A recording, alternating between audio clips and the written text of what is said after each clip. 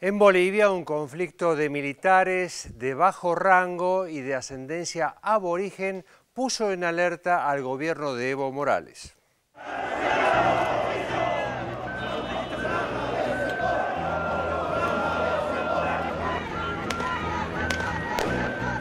¡Viva la descoordinación de las Fuerzas Armadas! ¡Viva el proceso de cambio! Una revuelta de los estamentos más bajos del ejército de Bolivia causa preocupación en el gobierno de Evo Morales.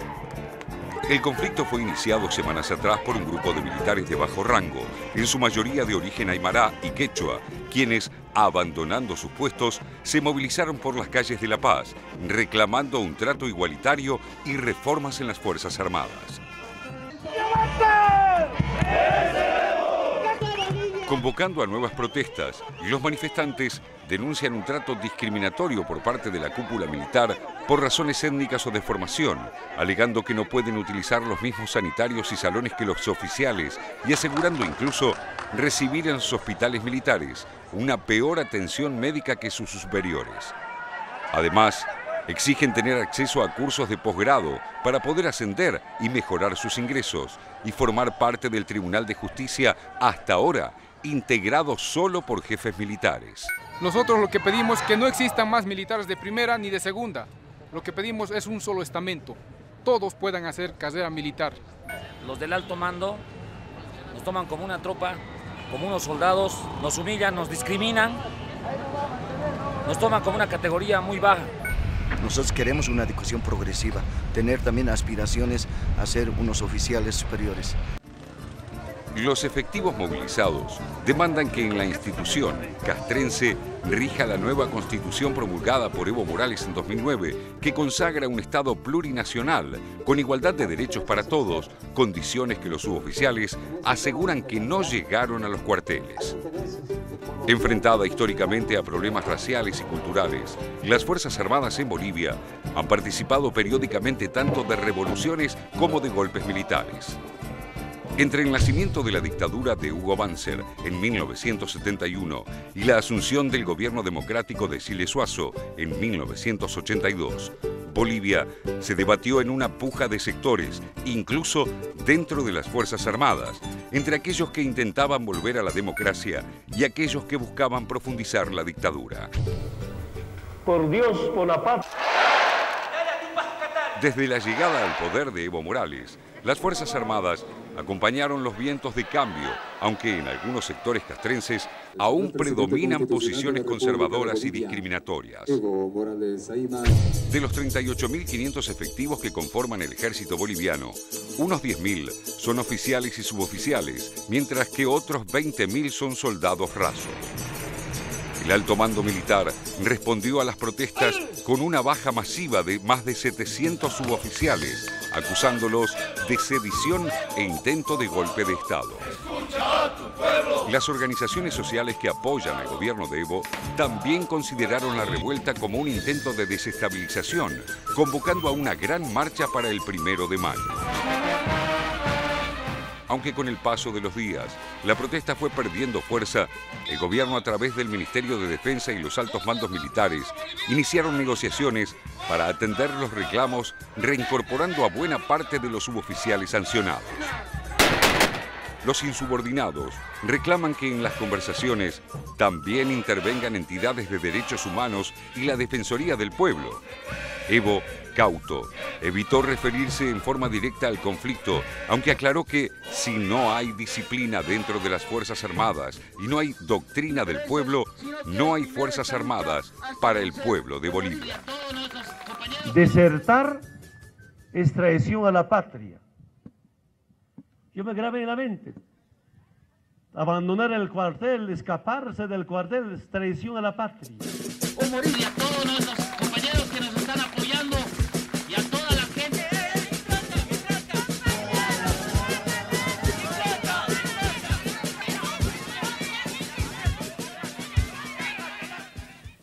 Bueno, así como estaba explicando el informe, gran parte de los que empezaron estas marchas y esta huelga, que en su momento era por tiempo indefinido, se decidieron reincorporarse al ejército una vez después de que habían sido despedidos, arrepintiéndose un poco de esto. Pero me parece que lo que pasó en Bolivia, por lo menos, dispara dos puntos que son interesantes. Por un lado, el tema de la desigualdad.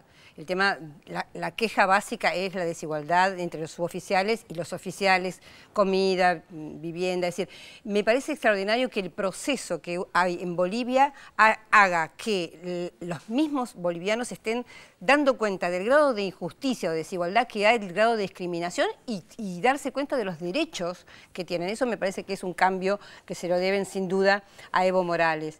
Y el otro tema que, Pedro, me parece que también hay que analizar es el de qué están significando estos levantamientos policiales, militares en la región, porque a veces hay analistas que sospechan que detrás de esto puede haber algún punto vinculado con desestabilización. Por ejemplo, lo que pasó en Bahía, El Salvador, en la provincia nordeste del Brasil, hace unas semanas atrás, donde también hubo policías que se autoacuartelaron, a pesar de que la presidenta ya había dado un aumento de salario.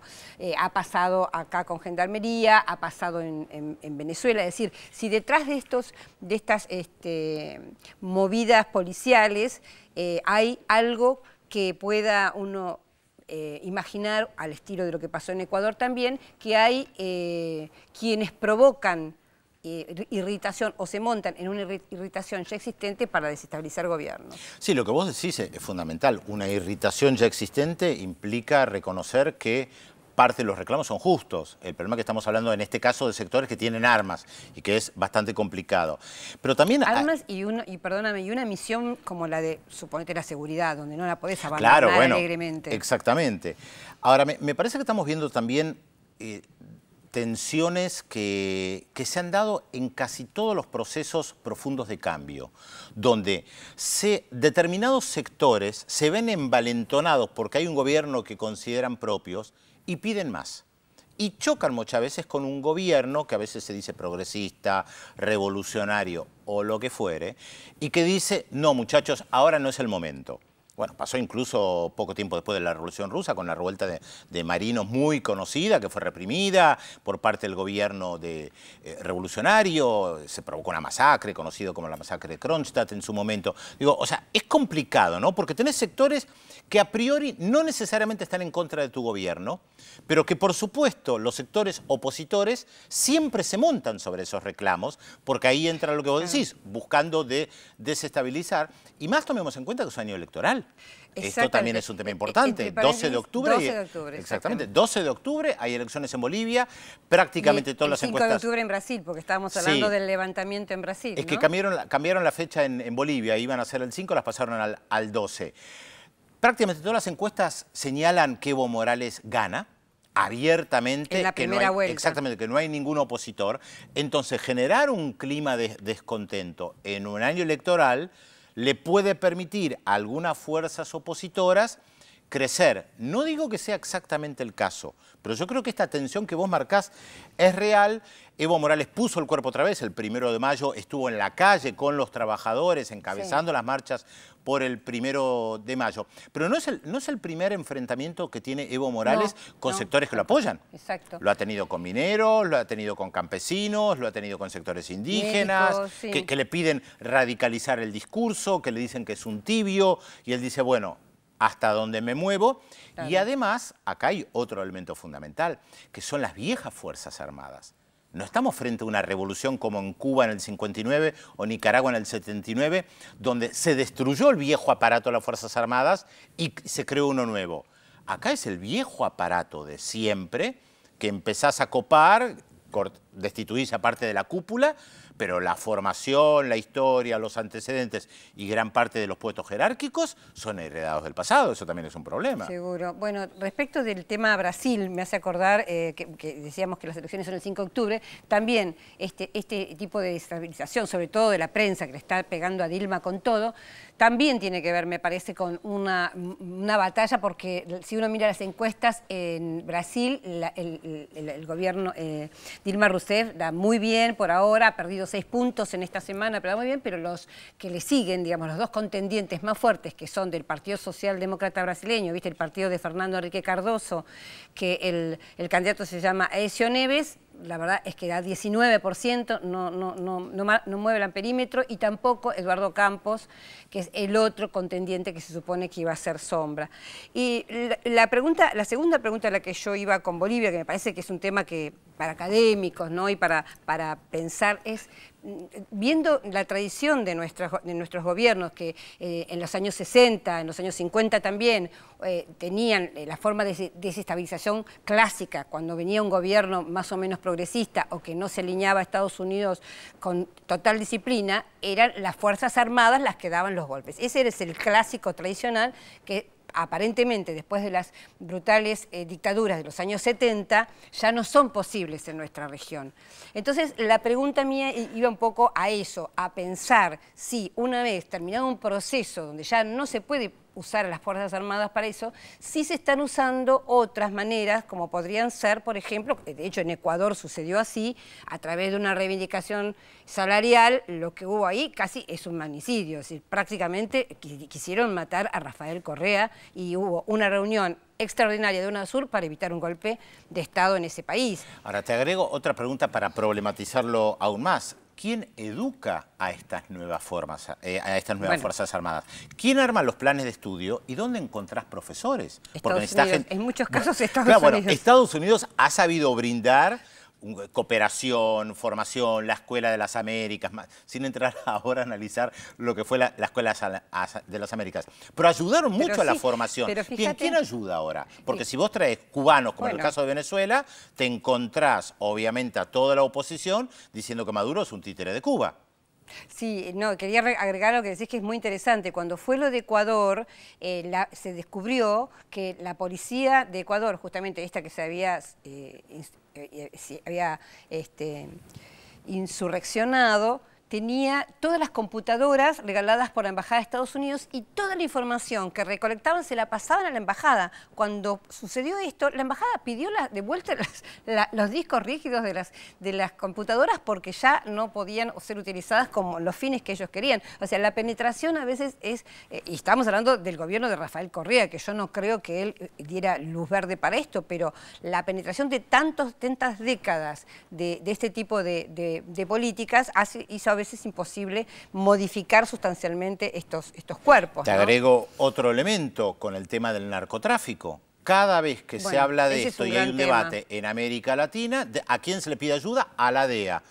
Como si la DEA fuera el mejor instrumento para combatir el narcotráfico cuando no logran resolver el problema del narcotráfico en su propio país, el tema del consumo. Y cuando sabemos que uno de los argumentos que usa Estados Unidos justamente para penetrar nuestras fuerzas de seguridad es el argumento del peligro al narcotráfico. Bueno. Eso es un gran tema que en algún momento tendríamos que invitar a alguien que conozca bien para debatir, ¿no? O sea, parece no tener solución, en el fondo de lo que estamos planteando. O un cambio radical. No, solución probablemente sí. También ver cómo son las cosas hasta ahora y si se pueden modificar. ¿Por qué no?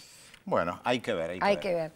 Vamos a saludar a Félix. ¿Qué tal? ¿Cómo te va? Buenos días. ¿Cómo les va? Muy bien. Bueno, 0800 444 1777 4535 0709. Allí están los teléfonos para comunicarse. Recuerden que también pueden hacerlo a través de la red social Facebook Yo Veo Visión 7 Internacional. Como lo hacemos sábado a sábado, vamos a poner en marcha la incógnita de la jornada de hoy. Vamos a darle algunos datos y ustedes tendrán que intentar decirnos si saben quién es el personaje. Aquí está. Primer dato del personaje de hoy. Nació en mayo de 1921 este señor en la ciudad de Krefeld, en el seno de una familia de origen holandés. Participó en la Segunda Guerra Mundial. Un accidente durante una de sus misiones influyó definitivamente en su vida y en su obra artística. ¿Quién es nuestro personaje de hoy? Recuerden, 0800 444 1777 y 4535 0709. Primera pausa en Visión 7 Internacional de hoy y le adelantamos los temas que vamos a desarrollar en los próximos bloques. Panamá vota presidente. Sin un claro favorito, el país centroamericano acude a las urnas en medio de un panorama de desigualdad social. Según las encuestas, los indecisos definirán el comicio de mañana. Además, cuestionan la política exterior de Obama. El secretario de Estado John Kerry debió dar explicaciones en el Senado de Estados Unidos y responder preguntas sobre los frentes abiertos en las acciones emprendidas desde su cartera.